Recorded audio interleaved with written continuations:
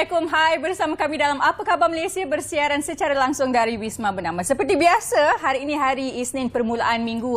Diharapkan anda semua berasa sihat sejahtera. Kita mulakan minggu kita dengan ceria. Hari ini saya bersama rakan saya. Saya Helena Pahlavi, apa khabar anda semua? Dan seperti yang Pasha katakan, kita baru sahaja melalui satu hujung minggu yang penuh cerita daripada politik, hiburan dan pelbagai lagi.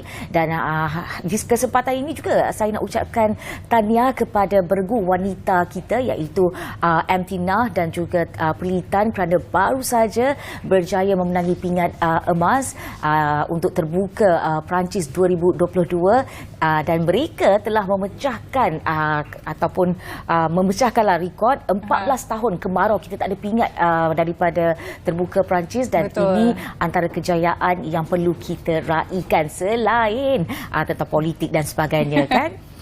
Ya, itu satu pencapaian yang sangat-sangat membanggakan. Rasa-rasanya rata-rata rakyat Malaysia yang melihat ataupun menonton perlawanan semalam tu memang inilah duduk di hujung kerusi macam ni tu. Ya, ada yang sampai menangis ke orang kata begitu mereka menyokong bergu wanita dan sekali lagi tahniah diucapkan. Baiklah, kita bukan sahaja nak bercakap tentang badminton tetapi kita nak anda tahu juga bahawa di awal pagi tadi kita ada kejadian kebakaran di Sri Kembangan dan kita tak tahu apa perkembangannya tetapi sebentar saja lagi kami pasti akan ada perkembangannya yang dapat kami sampaikan hanya di Bernama TV. Baik, kita juga nak mengucapkan tahniah kepada dua wartawan di Bernama Radio kerana berjaya mengungguli dua kategori dalam Anugerah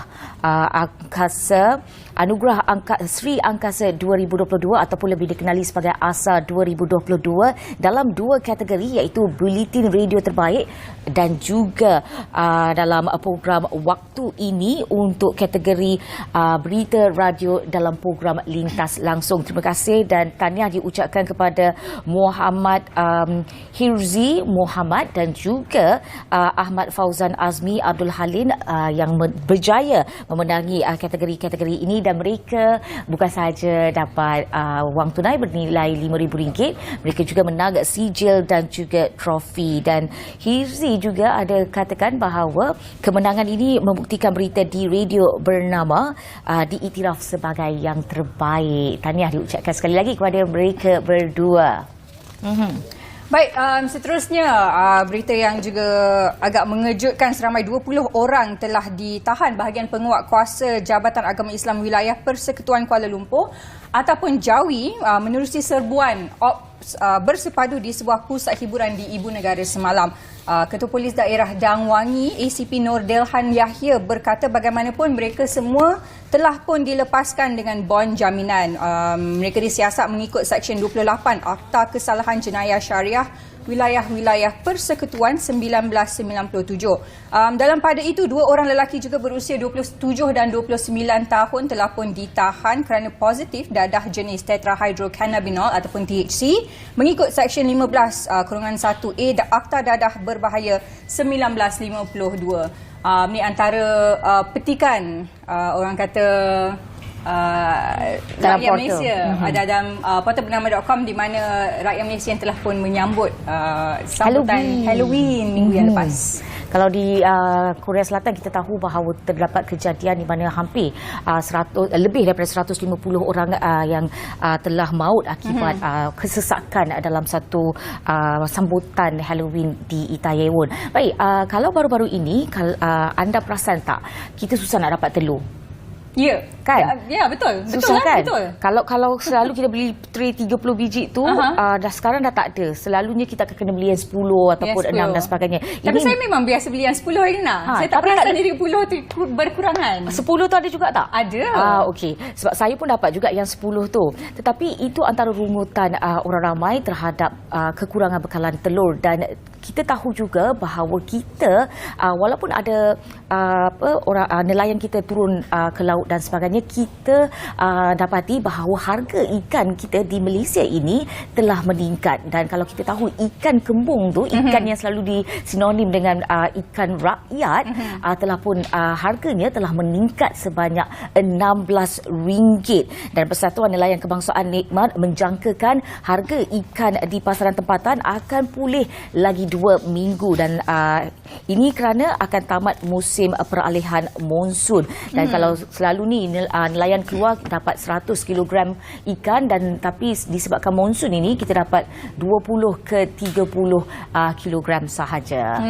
Baik Herlina, kita akan teruskan rancangan kita dengan ramalan cuaca, tapi sebelum itu kita nak hebahkan kepada semua penonton di luar sana. Untuk makluman semua, National Scam Response Center telah pun mula beroperasi, di mana sekiranya mangsa mengalami kerugian boleh terus menghubungi NSRC di talian 997 bagi menyekat wang tersebut daripada dikeluarkan daripada akaun. NSRC ini dianggotai oleh PDRM, MCMC dan juga semua bank-bank yang terlibat. Itulah informasi yang kita nak beritahu pada penonton kita sebelum kita lihat ramalan cuaca hari ini dan terus ke bilik berita bersama teman kami di sana. Saksikan.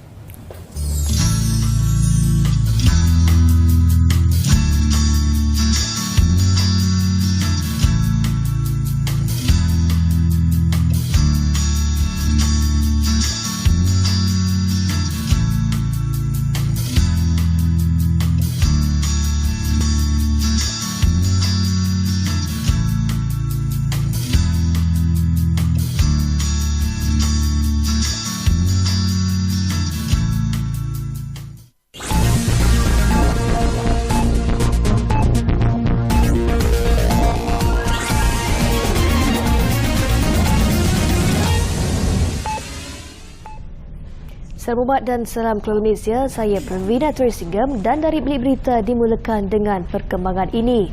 Keharmonian yang dinikmati hasil daripada perpaduan dan sikap saling toleransi antara rakyat berbilang kaum membantu usaha kerajaan dalam membangunkan serta memulihkan ekonomi negara. Perdana Menteri Datuk Seri Ismail Sabri Yaakob berkata keharmonian berkenaan mesti diteruskan sebagai kesepakatan semua rakyat sebagai sebuah keluarga besar menerusi konsep keluarga Malaysia yang diperkenalkan beliau sejak menerajui kepimpinan negara. Dengan keharmonian yang ada pada kita kali ini, kita boleh lihat ekonomi kita bertambah baik berbanding dengan yang lepas. KDNP, GDP kita 8.9% merupakan yang terbaik, the best in Southeast Asia, yang terbaik di Asia Tenggara. Inflasi kita, inflation kita hanya 4.7% berbanding dengan Europe 10%, US 8.9% dan sebagainya. Inflation negara lain tinggi, kita masih mampu mengawal inflasi. Beliau berucap demikian pada Majlis Muafakat Keluarga Malaysia Parlimen Bera di Dewan Sekolah Rendah Jenis Kebangsaan Cina SRJKC Triang 2 di Bera semalam. Katanya rakyat Malaysia khususnya golongan peniaga pasti mahu melihat politik yang stabil dan negara yang aman supaya mereka boleh menjalankan perniagaan dengan baik. Pada ucapan itu, Datuk Seri Ismail Sabri juga berkongsi cerita mengenai ilham untuk mewujudkan konsep keluarga Malaysia yang menurutnya datang daripada keharmonian dan semangat perpaduan amat kuat yang dilihatnya dalam kalangan penduduk di Bera sepanjang beliau bergelar ahli Parlimen Bera.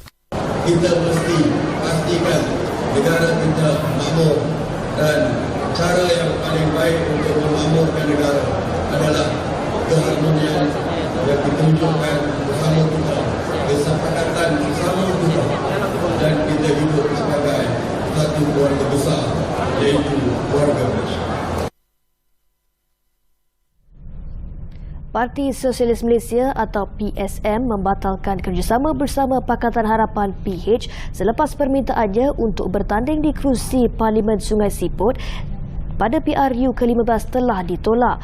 Menurut pentimbalan pengerusinya S. Arut Chelman, dalam dua mesyuarat yang diadakan dengan PH, PSM meminta agar pengerusi parti itu iaitu Dr. Michael J. Kumar Devaraj dibenarkan bertanding pada kerusi di dalam kerusi panas tersebut. Dalam kenyataan semalam, Arut Chilvan berkata memandangkan satu kerusi pun tidak diberikan, pihaknya faham PH tidak berhajat untuk menjalin pakatan pilihan raya dengan PSM. Justru beliau kesal kerana perkara ini lewat dimaklumkan meskipun timbalan Presiden PKR Rafizi Ramli menyatakan beberapa kerusi telah diperuntuk kepada PSM dan Parti Ikatan Demokratik Malaysia Muda. Dr. Jayakumar pernah menewaskan tokoh terkemuka MIC mendiang Tun S. Sami Velu di kerusi Parlimen Sungai Siput atas tiket PKR pada 2008 dan mempertahankannya pada 2013. Dengan laporan itu, sekian dari Bilik Berita bersama saya, Pervina Torresingham. Salam hormat dan salam keluarga Malaysia.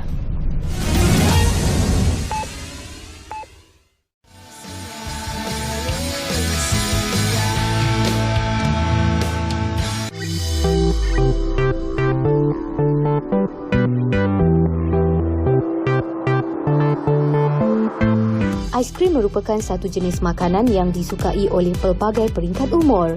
Resepi aiskrim yang berbeza menyebabkan panggilan mereka juga turut berbeza. Antara panggilan aiskrim ialah gelato, sorbet, frozen yogurt, soft serve dan pelbagai lagi. Nak tahu lebih lanjut tentang aiskrim yogurt ini, kita bersama Puan Juwita Iliana untuk mengetahui cara membuat aiskrim yogurt. Okey, aiskrim yogurt ni nak buat dia simple dan kita hanya menggunakan base dia. The strongest base is yogurt. Yang lain adalah hanya campuran untuk enhance the flavour. Untuk yogurt kami sebenarnya memang flavour, original flavour sahaja. Bergantung kepada topping dan sos lah. So apabila kita buat R&D, memang kita akan buat R&D berdasarkan sos dan toppings. So flavour yogurt tu memang kita akan kekalkan sebagai yogurt natural. Sebenarnya aiskrim ni dia banyak sangat varieties yang kita boleh pilih untuk buat. Yang saya pernah tengok pakai vanilla flavour, pakai apung, madu. Kita boleh guna banyak benda. Sebab tu dia seronok untuk bisnes aiskrim ni. Aiskrim yogurt bukan sahaja sekadar pencuci mulut. Malah dengan aiskrim kita boleh menjana pendapatan kerana ia mempunyai penggemar dan peminat yang tersendiri. Pasaran aiskrim yogurt di Malaysia ni saya boleh katakan bagus. Majoriti yang datang ke kedai saya pun 80% adalah pelanggan tetap kami. So alhamdulillah saya dapat rasakan selepas saya buat analisis, memang rakyat Malaysia ni boleh terimalah dengan rasa yogurt yang dah diolah. Ditanya mengenai harapan tentang perniagaan aiskrim yogurt, ini jawapannya. Harapan untuk bisnes ni untuk masa hadapan, saya berharap saya dengan kakak saya ni boleh berkembang lebih luas lah di seluruh negara Malaysia.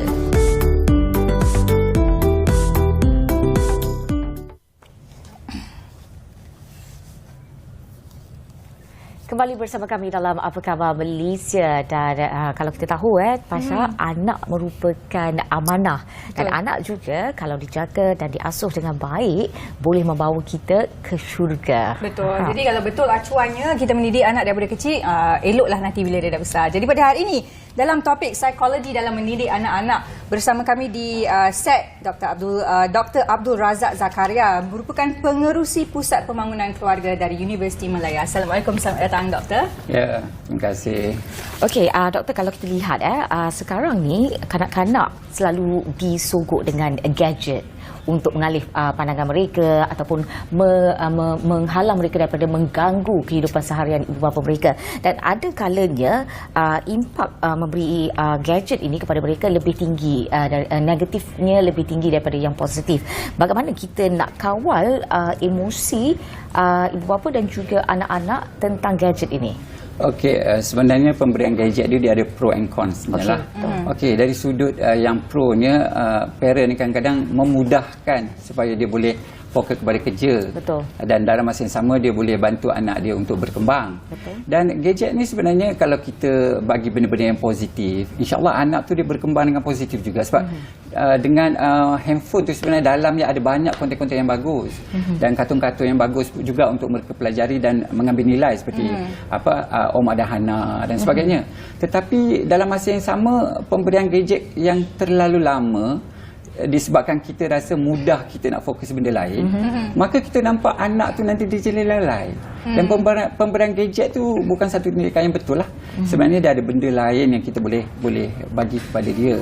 Tetapi kanak-kanak ni bila dia dah setiap kali mak ayah nak buat kerja, bagi gadget. Jadi dia jadi nanti macam dah immune dengan benda itu. Kalau tak dapat gadget nanti dia tantrum. Dia akan melting. Jadi ini satu yang kurang baguslah kepada parent, dan kita tak rasa itu satu tindakan yang baik. Kalau kita orang dewasa hanya untuk menyelesaikan masalah kita, maka kita bagi mudahkan kerja kita bagi gadget kepada anak. Sebab dia long term punya kesan tu sangat tinggi lah untuk kanak-kanak. Komen doktor lah sebenarnya, ialah dalam zaman sekarang ni, terutamanya selepas pandemik kita, ibu bapa kedua-duanya ramai yang bekerja daripada rumah, jadi memerlukan masa untuk mereka, membolehkan mereka untuk melakukan kerja dan sebagainya. Kalau tak diberi gadget, apakah antara kaedah-kaedah yang terbaik untuk cuba menenangkan anak-anak, untuk memberi masa, memberi ruang kepada ibu bapa supaya boleh bekerja, untuk menguruskan rumah tangga dan sebagainya? Okey, selain daripada handphone atau gadget mana-mana, apa tablet dan sebagainya, sebenarnya kita boleh je buka mana-mana siaran daripada sama ada Astro dan sebagainya. Program Monkey Story itu sebenarnya bagus, sebab saya tengok anak-anak kawan saya yang menonton cerita-cerita begitu, bahasa Inggeris mereka sangat bagus. Dan mereka sangat fluent sebab dia follow satu persatu daripada sebutan daripada cerita-cerita begitu. Tak semestinya kita bagi handphone, sebab handphone tu kesan dia berpanjangan pada saya, sebab lagi satu dia fokus secara dekat, mata dia akan memberi kesan nanti. Dan kanak-kanak tu lagi satu, dia memori dia, kita orang dewasa ni selalu kata alah kanak-kanak dia tak tahu apa sangat, betul kan? Tapi sebenarnya kanak-kanak tu memori dia lagi besar pada sistem, dia simpan tu lagi besar. Kita ni kejap-kejap buat, lepas tu dah lupa. Tetapi kanak-kanak dia tak macam tu. Terutama kalau dia menonton filem-filem yang agak ganas, kartun-kartun yang ganas, kartun yang kita lihat memberi kesan emosi kepada dia. Dan itu sangat tidak baguslah. Dan kesan itu dia simpan lama, dan dia menyimpan itu, mengambil masa yang lama untuk dia apply dalam kehidupan. Itu yang kita takut kesannya tu. Okey, dan kita nak tahu juga kaedah-kaedah terbaik untuk mengawal psikologi anak-anak ni bagaimana? Okey, kalau nak melihat kepada psikologi kanak-kanak, sebab itu sebelum kita berkahwin sepatutnya kita kena tahu, betul. Ilmu kita parenting. Jangan kita fikir, betul, ilmu keibu-bapaan tu sangat penting. Sebelum berkahwin kita kena belajar dulu. Jangan kita ingat kita mampu zahir batin itu dah ready. Tak. Kita kena belajar. Sebab tu saya ketika saya nak kahwin dulu, sebenarnya saya ambil bidang psikologi ni. Belajar, dan dalam masa yang sama saya implementkan dalam kehidupan saya. Dan memang kita nampaklah kanak-kanak ni emosi dia cepat terganggu. Sedari kecil dia lapar, dia nangis. Kemudian dia nak perhatian. Dia tantrum tu sebenarnya dia nak lebih perhatian. Sebab kadang-kadang ibu bapa bila tak katalah saya pun sibuk kadang-kadang balik sampai malam. Kadang-kadang bila kita balik, kita dengan kepenatan itu, kita rasa macam anak tu macam sedikit mengganggu emosi kita. Jadi kita nak mudahkan, itulah. Jadi kita anggap budak-budak tak apa, dia kecil, dia tak tahu apa-apa lagi. Tapi sebenarnya dia menyimpan. Sebab saya tengok anak saya sendiri, anak saya yang perempuan yang kecil, umur dari 0 hingga 3 tahun tu, dia tak boleh bercakap. Saya dah kata, la Allah, dah lah anak perempuan seorang tu. Lepas tu bisu pula. Kita memang jadi ketakutan, tetapi dia bisu ke speech dia delay? Dia lambat speech delay. Tetapi selepas 3 tahun, ngam-ngam umur dia 3 tahun itu, dia bercakap dalam ayat yang sangat-sangat betul. Dia akan tanya, ke manakah ayah hendak pergi? Macam tu ayat dia. Jadi dia menyimpan lama, memori dia tu dia menyimpan lama untuk dikeluarkan kembali tiba masanya. Tetapi kita kena ambil tahu juga, sebab bila kita belajar tentang psikologi kanak-kanak ni, kita kena tahu dari pelbagai lah, daripada dia punya kognitif, daripada fizik dia, dan daripada emosi dia. Sebab itu ibu bapa kadang-kadang kita lebih melepaskan marah kita tu kepada anak-anak, sebab kita rasa dia mengganggu kita. Jadi kena belajar semua tu. Tak bolehlah kita lepaskan marah tu dengan mudah kepada anak-anak. Kita bercakap pasal emosi kanak-kanak lah, macam doktor sebutkan tadi. Ramai yang mengatakan, yelah budak-budak kecil, dia tak tahu apa-apa ataupun dia takkan ingat. Saya nak tanya pada doktor, adakah tindakan setengah, kita tak naklah cakap semua kan, tindakan ibu bapa, contohnya memarahi anak-anak di dalam, orang kata, khalayak ramai, di depan orang dan sebagainya. Adakah itu memberi kesan negatif dan juga kesan yang lama terhadap anak-anak itu? Adakah wajar atas alasan kita nak mendidik anak ni biar dia membesar jadi orang yang berperangai elok dan sebagainya? Okey, sebenarnya memarahi anak-anak tu sebenarnya tanggungjawab ibu bapa. Kita kalau tak marah langsung, dia tak complete. Sebab budak tu tak tahu yang mana betul, mana tidak. Tetapi satu sikap ibu bapa lah, kadang-kadang kita marah menyebabkan anak kita tu confused. Kadang-kadang dia panjat-panjat, kita kata, panjat. Nak suruh ke nak halang? Betul. Jadi cara tu memarahi yang betul tu macam mana? Sebab tu kita jangan bagi dia confused. Kalau kita kata jangan panjat, yes, dia tahu tu jangan panjat. Kalau sekarang kita kata, buat. Nak suruh buat ke jangan halang. Dalam konsep itu sebenarnya budak tu kena confused. Dia panjat, dia kena pukul. Kenapa? Tadi kan suruh panjat. Jadi dalam konteks ini sebenarnya memarahi itu kita perlu ada cara dia lah. Memarahi depan orang ramai. Sebenarnya dia kanak-kanak kita jangan ingat dia kecil, dia tak ada emosi. Dia ada, dan dia menyimpan kadang-kadang. Sebab itu kanak-kanak yang didera sejak dari kecil, dipukul, didera, tendensi untuk dia menjadi pendera bila dia membesar 80 ke 90%. Itu kajian daripada barat lah. Dan kita nampak emosi itu bila kanak-kanak tu terganggu, dia simpan lama. Dendam itu sedikit demi sikit dalam hati dia. So itu kadang-kadang kalau kita sebagai ibu apa, kita nak marah, engkau memang anak tak guna, kau memang anak yang kita keluarkan kata-kata kesat tu, sebenarnya dia menyimpan.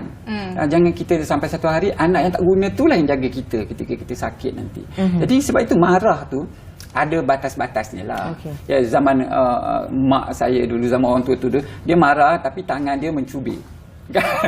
Dan dalam masa yang sama sebenarnya marah tu, kalau marah depan orang ramai, kita jangan ingat anak kita tu tak apa, kita hanya melepaskan marah kita. So macam mana kita nak marah anak kita, didik anak kita di halayak ramai tu? Apa yang kita boleh buat? Sebenarnya kalau di halayak ramai tu, kita lebih pada pesan.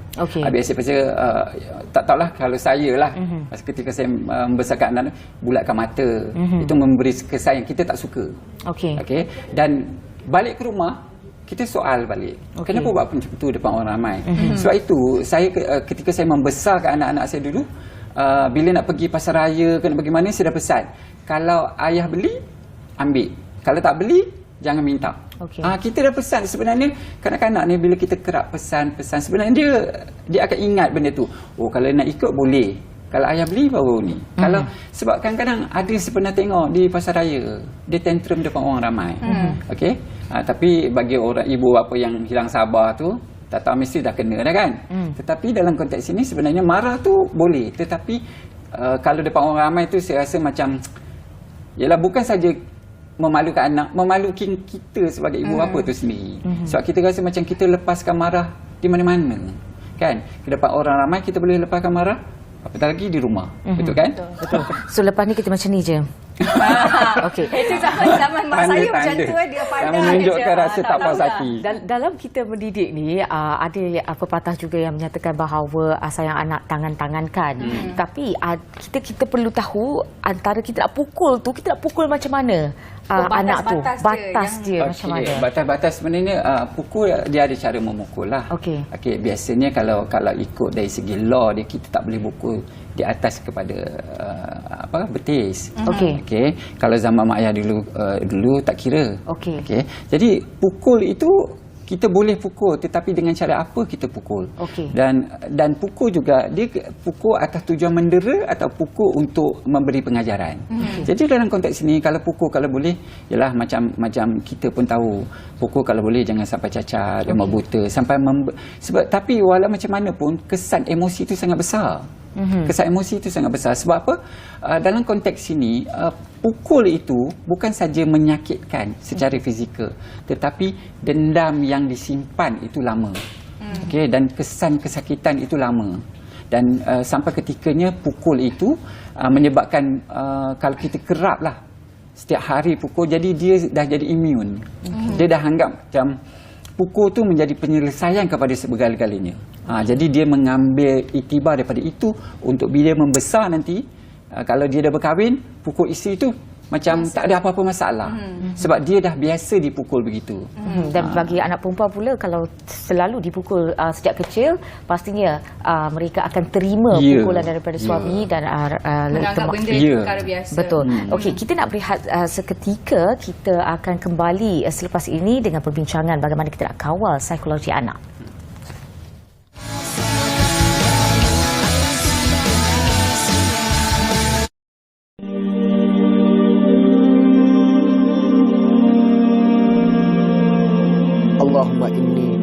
na'udzubika minal barasi wal junun wal juzam wa min sayyi'il asqam.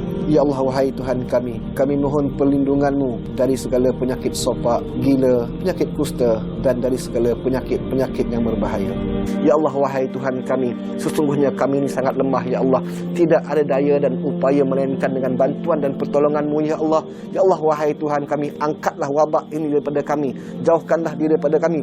Ya Allah, wahai Tuhan kami, sembuhkanlah sahabat-sahabat kami, jiran tetangga kami, masyarakat kami daripada penyakit ini. Sembuhkanlah penyakit mereka, ya Allah. Ya Allah, wahai Tuhan kami, ampunkan dosa-dosa kami, ya Allah. Ya Allah, wahai Tuhan kami, ampunkan dosa kedua ibu bapa kami, ya Allah. Ya Allah, wahai Tuhan kami, ampunkanlah dosa setiap kaum muslimin, ya Allah. Ya Allah, selamatkanlah kami.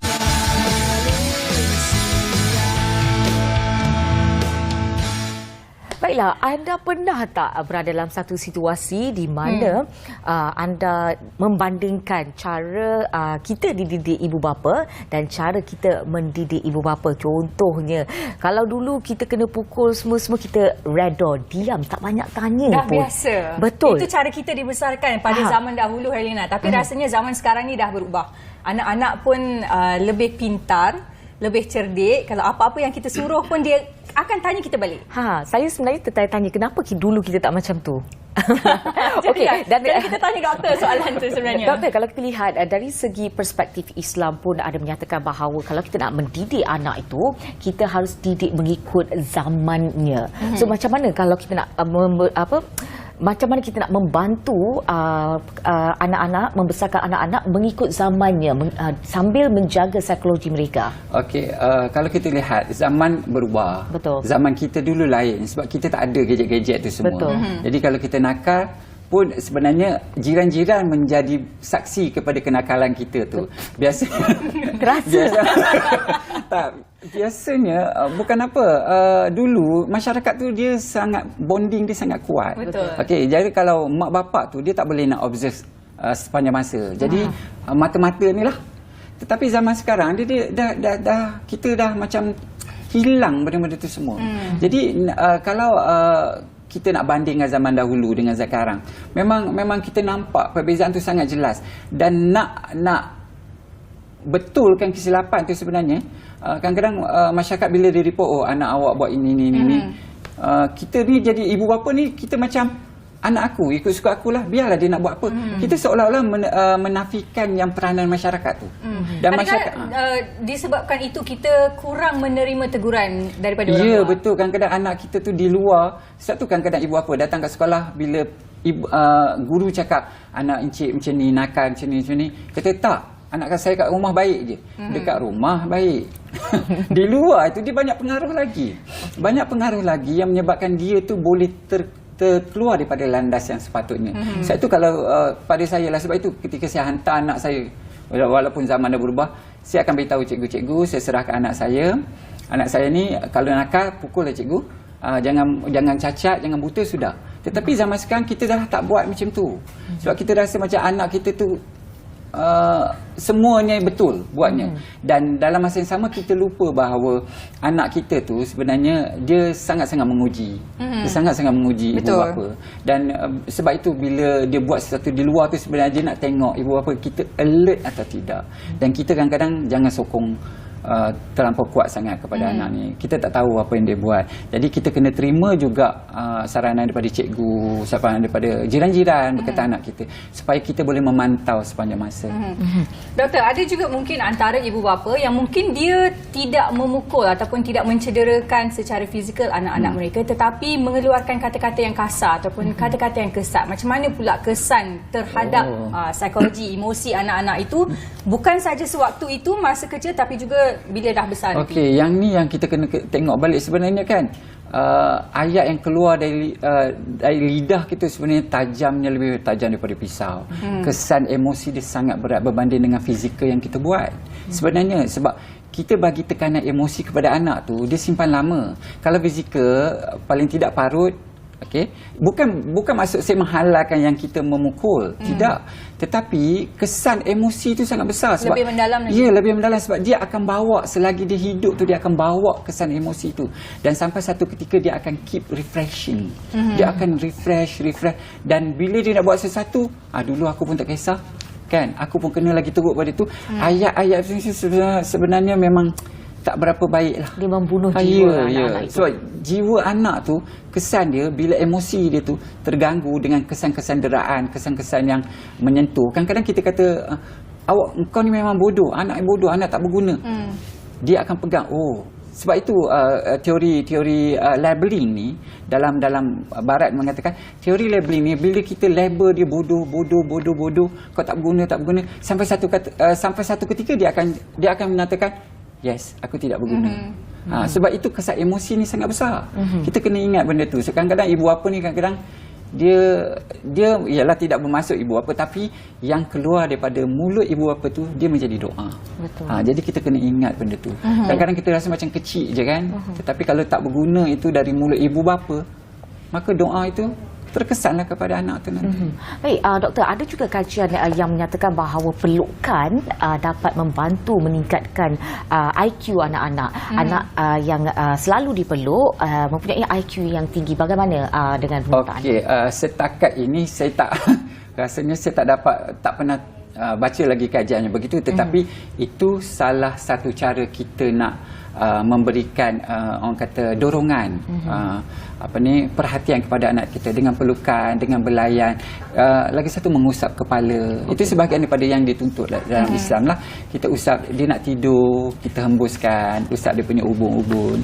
Itu sebahagian daripadanya lah. Dan peluk ni sebenarnya memang saya tak tahu orang lain. Anak saya tu kan sampai besar macam ni pun saya masih lagi peluk. Okey, peluk dan sentiasa, walaupun dia dah besar sebenarnya, dia dah pandai uruskan sini. Tapi setiap hari saya akan tanya, kuliah macam mana, belajar apa di sekolah. Sebenarnya itu walaupun hanya dengan beberapa patah perkataan, tetapi kesan emosi dia sangat besar. Dan anak-anak pun akan rasa, ayah aku ambil tahu, ayah aku bertanyakan tentang itu dan ini. Kadang-kadang memanglah kalau kita nak ni balik, kita tak dapat nak nyatakan yang, sebab rasanya semua ayah pun, mak ayah kan kita nak kata saya sayang awak setiap hari pun agak sukar kan. Betul. Terutama ayah lah. Jadi dengan pelukan, betul, dengan pelukan tu kita rasa anak kita kan, bila kita peluk kita, dia akan rasa dihargai. Betul. Tapi saya memang nak manja ayah.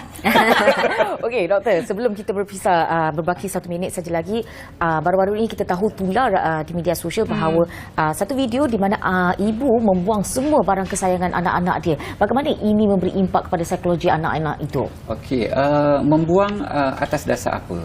Jadi kita tahu kadang-kadang anak-anak ni ialah kalau dia sepah-sepahkan dalam rumah, sebenarnya kita boleh suruh dia kemas balik dengan cara inilah. Okey, buatlah sepah tetapi kemas balik. Tapi kalau membuang itu tanpa sebab, saya rasa dia sebenarnya penderaan emosi secara tidak langsung. Yang penderaan itu sebenarnya memberi kesan juga.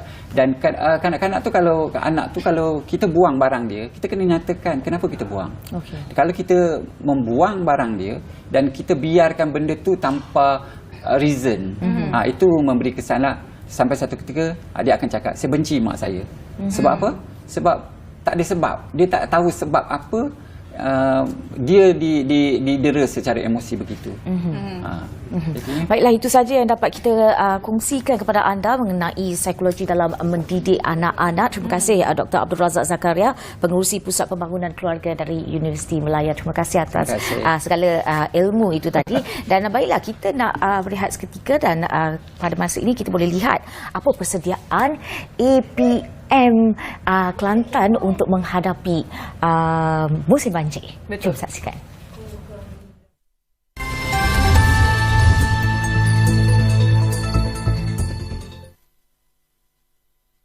Okey, terima kasih atas tugas. Assalamualaikum dan selamat pagi. Untuk perkongsian berita dari Kota Baru pagi ini berkenaan dengan anggota Angkatan Penawar Malaysia Kelantan telah menjalani beberapa latihan asas pertahanan awam seperti pengendalian bot dan pengurusan bencana sebagai persediaan untuk menghadapi monsun timur laut. Menurut pengarah APM Kelantan Muhammad Azam Mujab, latihan bertujuan bagi mempersiapkan anggotanya yang terlibat dalam operasi semasa musim terpujuh. Menurut beliau, persediaan menghadapi monsun timur laut, APM Kelantan memperbanyakkan latihan penggunaan peralatan dan asas menyelamat bagi meningkatkan kemahiran dan keyakinan dalam sesuatu situasi yang sukar dijangka. Menurut beliau lagi, latihan memberi pendedahan kepada anggota selain untuk pengendali bot serta memahami teknik yang sesuai untuk sesuatu situasi sekiranya berlaku. Muhammad Azhar berkata latihan diadakan di semua APM daerah di Kelantan secara berkala. Menurut beliau lagi, kekuatan anggota aset dan logistik bagi menghadapi musim terkujuh, APM Kelantan memiliki 1,353 anggota yang boleh digerakkan pada bila-bila masa sekiranya berlaku sebarang musibah. Selain itu, APM Kelantan memiliki sebanyak 14 kenderaan pacuan 4 roda, 16 buah lori, 13 buah ambulan, 84 bot dan enjin, 60 buah trailer, 30 genset dan 2,610 kemah.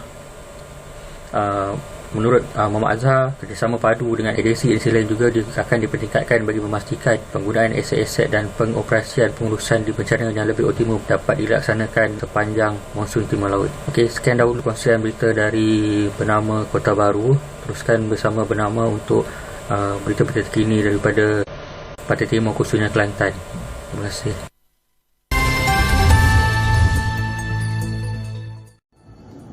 Ya, untuk pengetahuan, Singapura mula menerima bekalan vaksin COVID-19-nya pada penghujung tahun 2020 dan kini telah mula menawarkan dos yang lebih berkesan. Bagi menjawab persoalan itu, Kementerian Kesihatan Republik ini atau MOH menjelaskan Singapura tidak akan dapat menggunakan sepenuhnya bekalan lama vaksin COVID-19 yang telah dibelinya. MOH menambah bekalan vaksin COVID-19 yang sudah tamat tarikh luput membentuk kira-kira 10% daripada simpanan negara.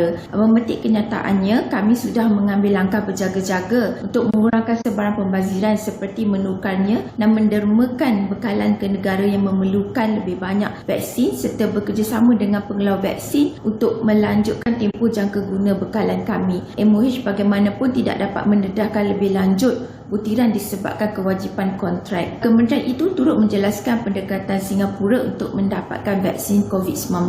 Vaksinasi merupakan barisan pertahanan utama melawan COVID-19.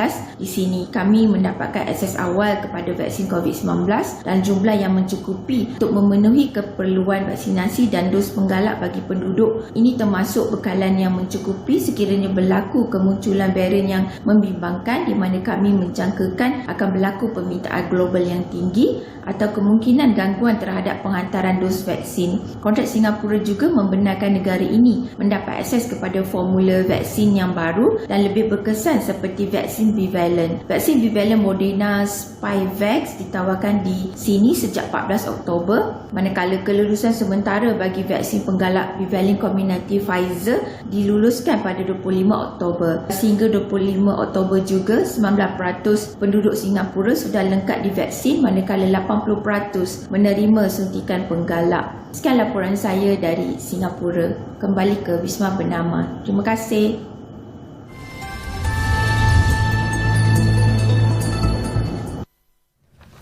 Baik, masih lagi bersama kami, saya Pasha Rahim dan juga rakan saya Helena Pahlavi dalam Apa Khabar Malaysia. Tadi kita dah bercakap mengenai psikologi mendidik anak-anak. Sekarang topik kita berubah ke industri seni tanah air. Betul, dan hari ini kita bersama dengan Raja Azri, seorang pengarah, dan juga kita ada pelakon utama untuk cerita ataupun drama, monodrama 7 Wahyu, iaitu Amar Ashraf. Terima kasih kerana sudi bersama dengan kami. Okey, kita nak bercerita tentang monodrama 7 Wahyu ni. Kenapa memilih konsep monodrama untuk edisi kali ini? Okey, teater monodrama ni, kita milih konsep teater monodrama ni, tapi sebelum tu saya nak beritahu dululah, pementasan ni akan berlangsung minggu hadapan. Ya. Okey. Teater monodrama ni kita pilih sebab dia sangat bersesuaian dengan kita punya objektif lah dalam pementasan teater ni. Baik daripada pihak penerbit sendiri, terutamanya untuk menyampaikan satu cerita yang sebenarnya naskahnya ni lebih mengisahkan tentang asal-usul manusia itu sendiri. Baik. Jadi Kerana itu kita memilih konsep monodrama ni adalah konsep yang paling tepat dan paling mudah kita nak sampaikan, sebab kita berkonsep beribadah ibadah yang kita nak sampaikan dalam cerita ini tentang manusia itu sendiri, bagaimana dari mula dia dilahirkan sampailah dia mati semula. Jadi dengan konsep mono ni, kalau mono ni dia seorang saja. Betul. Jadi cerita tu pun tentang seseorang tu. Jadi sebab tu kita pilihlah monodrama ni untuk jadikan untuk cerita Tujuh Wahyu ni. Saya tertarik dengan tajuk teater ni sendiri, Tujuh Wahyu. Mungkin boleh ceritakan sedikit ringkasan apakah teater ni mengenai apa dan kenapa tajuk dipilih tu Tujuh Wahyu? Okey. Amar. Okey, teater Tujuh Wahyu ni, kita pilih tajuk teater Tujuh Wahyu ni sebab macam saya cakap tadi, kita ada objektif kita tersendirilah, terutama penerbit kita, pihak Astana Husnian Berhad ni, yang mereka adalah penerbit kita. Kita memilih cerita Tujuh Wahyu, tajuk Tujuh Wahyu ni sebenarnya maksud wahyu tu adalah ilham. Ilham kita idea, ilham dan sebagainya. Kalau saya nak letak tajuk dia Tujuh Ilham, bunyi dia agak kelakar sikit lah. Dan tak nilai komersial untuk kita menarik untuk menonton tu tidaklah. Tapi tujuan sebenarnya adalah kita nak mengimarahkan semula sebutan wahyu tu pada semua manusia di muka bumi ni lah, terutamanya sekarang ni sebutan wahyu ni orang ingat hanya pada zaman-zaman Nabi dulu, Rasul dulu kan. Tapi sebenarnya benda ini memang hakikatnya memang pada zaman Rasulullah dulu pun perkataan wahyu tu memang selalu disebut. Itu perkataannya sebutnya kan. Mereka tidak sebut ilham, mereka tidak sebut idea. Sebab setiap daripada kita ni sebagai hamba-Nya memang ada menerima wahyu tu. Setiap hari kita ada menerima wahyu tu. Jadi kerana itu kita memilih tajuk Tujuh Wahyu ni, kerana dia bertepatan dengan konsep dan juga objektif yang kita nak sampaikan. Sebab cerita ini dia memang mengisahkan tentang manusia itu sendiri. Amal lah. Amal. Dia seorang, dialah segala-galanya. Kerana itulah Tujuh Wahyu paling tepat, dan yang paling penting kita nak viral lah sebutan wahyu tu kalau boleh sekarang ni, nak jadikan benda tu jadi satu, bukan kejanggalan lah untuk kita sebut sekarang, terutama anak muda sekarang. Baik Amar, senang tak berlakon seorang diri tanpa dibantu dengan orang lain? Macam mana cabarannya? Cabaran dia okey, saya nak beritahu, saya sebenarnya dah lama tak berlakon teater. Kalau tak berlakon teater ni saya rasa last sebelum PKP lah. Itu memang last lah. Sebelum PKP saya last berlakon teater. Dan ini pertama kali saya berlakon monodrama sebenarnya. Monolog pernah, monodrama ni pertama kali. Dan ini pertama kali yang lebih sejam. Lebih sejam. So dia cabaran dia agak heavy lah. Macam mana agak yang persiapan tu? Sebab bukan sahaja berlakon berseorangan, tetapi berlakon juga membawa 7 watak ataupun 7 karakter yang berbeza. Okey. Saya pun tak percaya apa yang saya buat ni. Saya pun bukan tak percaya. Saya pun tak macam mana saya boleh hafal benda tu. Skrip tu panjang tau, panjang. Dan saya boleh hafal dalam masa 2 minggu. Dan kita dah buat run minggu ketiga, hari pertama, hari kedua kita dah buat run dah. Saya pun macam ya benar ni bang. Saya pun amazed lah. Saya boleh hafal dengan cara Abang Azri buat latihan tu, membuatkan saya lagi senang hafal. Cara dia buat latihan, dia mula-mula okey, Amar yang ni first. Okey, dah run dia yang ni. Okey, besok babak 2 kita tambah. Dan saya tak sangka dia akan buat macam tu. Dan itu memudahkan saya untuk menghafal. Dan saya pun amazed diri saya hafal dengan lancar. Tapi kalau semakin hari semakin tambah, bukan tenaga yang diperlukan tu makin tinggi dan sebagainya. Macam mana tu? Itu yang dia demam urat tu. Itu yang demam urat tu. Dia sebenarnya macam ni lah. Amar pada asasnya dia memang dah ada asas teater tu, dia memang ada. Sebab Amar pun bermula pun daripada perkembangan daripada teater. Dia memang dah ada asas teater tu. Jadi bila dia menerima tanggungjawab ini, tanpa dia sedari, kebolehan yang dia ada tu telah membantu diri dia sendiri sebenarnya. Sebab itu saya pun terkejut juga. minggu pertama kita berlatih pun boleh dikatakan satu hari satu babak diselesaikan. Jadi dimudahkan segala-galanya lah kan. Jadi memang dia pun tak percaya. Kenapa kita nak percaya? Tak perlu nak percaya sebab asasnya memang Amar memang berkebolehan ke tahap itu. Cuma tanggungjawab saya untuk membimbing dia di tempat latihan itu dan memudahkan dia untuk mempercepat dengan proses. Kita ada 7 babak. 7 Wahyu ni ada 7 babak. 7 babak tu adalah 7 karakter yang berbeza 7 cerita yang berbeza. Bermula daripada dia di alam rahim, ibu dia, belum keluar lagi. Lepas tu dia jadi pelajar budak kanak-kanak, remaja, dewasa, sampailah dia kembali balik kepada asal usul dia. Dia lebih cerita ni lebih kita nak menunjukkan tentang kebangkitan Islam tu dalam cerita ini. Cuma penyampaian kita ni dalam konsep mono ini dia lebih kita nak ada nilai komersialnya tu sedikit supaya orang boleh terus melekat menonton. Dengan Amar bercakap seorang, dengan orang kata gila dia ni bercakap seorang-seorang, bukan 15 minit, bukan 30 minit, bukan 20 minit, tapi 1 jam 45 minit. Dan rasanya boleh ke retain attention daripada audience tu nanti untuk 1 jam 45 minit tu? InsyaAllah untuk saya rasa, saya rasa keyakinan saya tu tinggi untuk saya sendiri. Ditambah dengan pengarahan Abang Azri pun memang membantu sangat banyak. Sebab itulah siapa-siapa yang ada masa tolong tengok. Bukan sebab nak tengok saya je, tapi tengok macam mana pembuatan dia nak bagi menarik tu. Jadi stamina Amar ni dah tentu-tentunya memang kena tinggilah. Sebab dia pun berjanji dengan saya, dia akan pastikan setiap hari dia akan berjoging, dia akan dapatkan balik saya lah. Dia pun dah lama berehat kan daripada bidang lakonan ni. Jadi bila dia kembali tu dia terpaksa press lah, tu yang sampai demam tu. Tu yang saya memanglah risau sebagai seorang pengarah sebab dia saja, kalau dia tak ada siapa yang nak perform kan? Dari seorang saja. Takkan saya pula yang dekat situ kan? Adakah pemilihan tu pemilihan Amar Ashraf sebagai ni lah orang kata pelakon, pemegang satu-satunya pelakon tu, percaturan dia? Mengapa Amar? Kenapa Amar? Salah satu sebabnya orang kata 10,000 yang hampirnya tentang Amar ni, kenapa perlu kita letak dia sebagai antara yang kita terpilih. Satu, itu dah ketentuannya lah. Rezeki Amar lah kiranya. Amar. Yang kedua, Amar ni hampir setahun dia berhenti daripada lakonan. Okey. Jadi bila saya cari dia balik, saya tengok dia macam ni. Dia dah berubah. Cara kehidupannya berubah. Dia dah berkopiah. Dia dah berserban. Dia dah menuju ke satu jalan yang lebih baik dan berbeza seperti yang saya kenal dia dulu. Jadi saya rasa dia punya misi dia tu dalam satu perjalanan yang sama dalam kami punya tujuan. Dari segi sudut kami, terutama saya punya penerbit lah.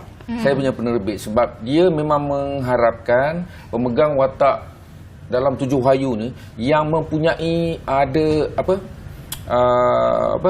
dia punya laluan yang sama. Saya faham maksudnya.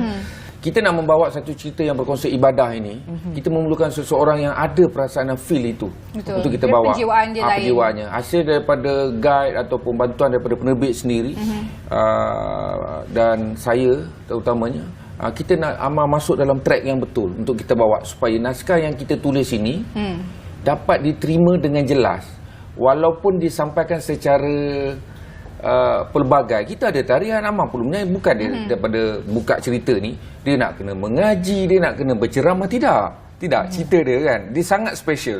Saya nak cerita macam mana tak tahu kan, tapi sangat special. Kita dah aturkan benda ni, tapi setiap babak itu perlu diteliti kerana setiap babak daripada babak 1 hingga ke babak 7, apa yang Amar cakap itu adalah kisah yang kita petik daripada Al-Quran. Daripada surah-surah yang kita petik daripada mula kejadian manusia itu sehinggalah mereka kembali kepada semula. Jadi dia sangat sukar sebenarnya. Tapi sebagai pengarah, saya tidak mahu membebankan penonton untuk menilai apa yang kita nak sampaikan. Jadi kita kena tukar dengan konsep urban yang secara komersialnya supaya orang terhibur. Dalam masa yang sama, orang akan terima mesej yang kita nak sampaikan. Jadi tugas pada Amar lah. Untuk Amar sendiri, antara 7 babak tu mungkin yang mana yang paling mencabar ataupun yang mana rasa-rasanya babak yang paling menarik dan akan memikat jiwa penonton? Babak dua, kalau penonton tengok mungkin jadi babak dua, tapi kalau kami jadi babak satu sebenarnya. Tapi saya suka babak 4. Okey, tak apa, nanti kita kongsikan kenapa babak 4 ni. Dia mencabar, tanya mencabar. Yang paling mencabar, yang paling mencabar dan menarik. Itu paling banyak watak. Lepas tu paling menarik dan paling best saya rasa babak 6 lah. Babak 6 tu memang tapi agak mencabar. Tapi kita tak tahu babak 6 ni apa sebenarnya. Itulah, tapi babak 2 tu dia banyak watak. Dia banyak watak yang kena mainkan. Babak 6 ni dia agak berat sikit tapi saya seorang je. Saya maksudnya watak saya tak bertukar. Tapi kita kena tak boleh cerita pula. Aduh, dia tak nak bagi teaser lah, belanjalah sikit. Okey, Raja Azri pula. Babak 4 tu ada apa? Apa yang menarik sangat? Yang menariknya, penonton yang menyaksikan Ammar berlakon pada malam itu, mereka akan dapat hadiah daripada pelakon itu sendiri. Hadiah? Yang mana hadiah berupa wang tunai. Wang tunai, duit betul? Betul. Bukan kita main. Maknanya kita punya persembahan ni 2 malam. 5 hari bulan dan 6 hari bulan. 5 hari bulan tu kita peruntukkan sejumlah, producer dah peruntukkan sejumlah RM1,000 malam tu.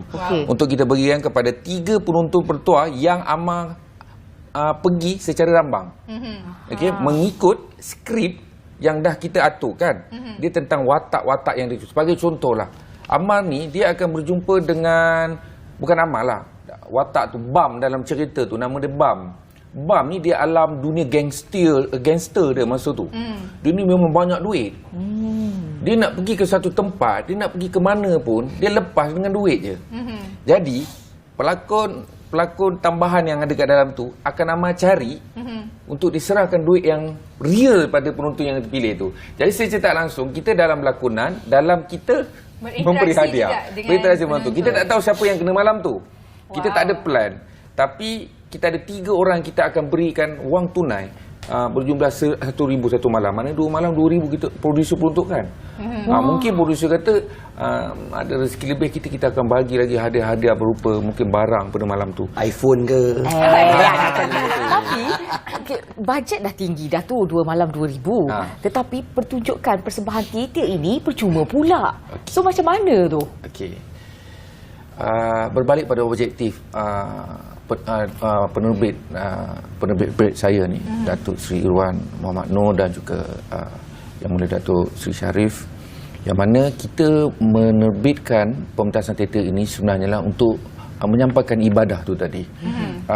Ini adalah tugas Allah yang diberikan kepada kami untuk menyampaikan kepada semua manusia agar mengenal asal-usul diri kita tu sendiri. Kadang-kadang kita ni lupa kan, leka dan lupa. Tapi dengan cara kita gunakan platform teater ini, kita boleh memperingatkan kembali benda tu lah satu perkara yang sangat bagus. Jadi dua penerbit saya ni, dia mempunyai satu misi yang sangat tinggi, yang kadang saya pun tak boleh nak kejar pemikiran dia. Tapi saya faham apa sebenarnya yang dia nak berikan pada semua. Jadi dengan secara tiket, secara percuma ini adalah satu perkara yang sangat terbaik lah yang mereka lakukan. Saya pun terkejut juga, tapi bila saya faham misi dan tujuan, saya terima seadanya. Dan bukan kata dah lah percuma kan, betul datang dapat duit lagi kan. Jadi cara dia umpan kita. Jadi kita sebenarnya itu tugas kami, tugas pihak penerbit lah. Dari apa yang saya disampaikan oleh dua penerbit, bos kenapa bagi dah masuk free bagi duit lagi. Betul. Ini adalah tugas kita sebagai hamba Allah untuk kita sampaikan kepada umatnya. Itu kita berdakwah. Sebelum kita kita hanya berbaki kurang lagi 1 minit, kita nak harapan dan juga nasihat pesanan kepada semua yang bakal menonton Tujuh Wahyu. Kami mengharapkan malam ini malam latihan kami yang terakhir. Esok kami dah berehat dan lusa kami dah sampai ke Jabatan Kebudayaan dan Kesenian Negeri Melaka untuk buat persiapan akhir. Dan saya mengharapkan seluruh rakan-rakan yang ada, tak kisahlah daripada Johor sampai ke Perlis sekalipun, kalau yang betul-betul ingin mengetahui apakah sebenarnya cerita dalam Tujuh Wahyu ni, bolehlah hadir boleh menonton secara percuma saja. Percuma. Dan yang paling istimewa pada 5 hari bulan hari Sabtu tu, kita ada tetamu istimewa kita yang akan menonton bersama kita, iaitu tuan yang terutama TYT kita Melaka sendiri akan bersama dengan kita menyaksikan teater 7 Wahyu ni. Saya menjanjikan yang terbaik saja untuk anda untuk hadir, terhibur dan mudah-mudahan sampailah mesej kami yang tujuan kami. Baiklah. InsyaAllah, baik. Terima kasih. Kita ucapkan Raja Azri, pengarah 7 Wahyu, dan juga Ahmad Ashraf, satu-satunya pelakon teater monodrama. Jadi kalau nak tengok, kena tengok ni 5 dan 6 November di Auditorium Panggung Sri JKKN Melaka. Percuma tahu. Dapat duit lagi. Okey, itu saja dapat kami kongsikan untuk apa khabar Malaysia hari ini. Saya Helena Pahlavi. Dan saya juga Pasha Rahim. Jaga diri, jaga kesihatan semuanya. InsyaAllah kita bertemu lagi. Assalamualaikum. Bye. Bye. Tapi senyum segar di pagi hari.